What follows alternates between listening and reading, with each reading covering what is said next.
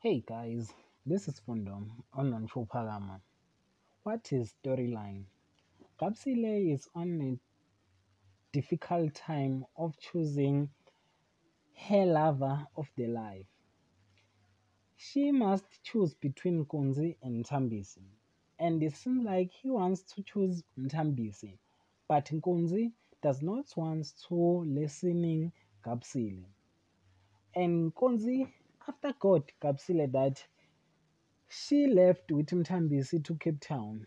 He became ang- angry and disappointed that Gabisile is cheating on him. While Mthambisi was waiting for Gabisile to choose him. And Gabisile, it seems like it is difficult to choose between Nkunzi and Mthambisi.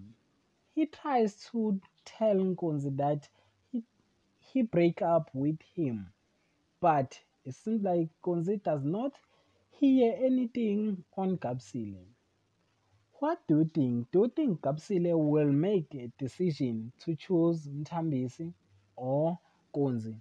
Please leave your comment below. Don't forget to like and comment and subscribe. Therefore, thanks.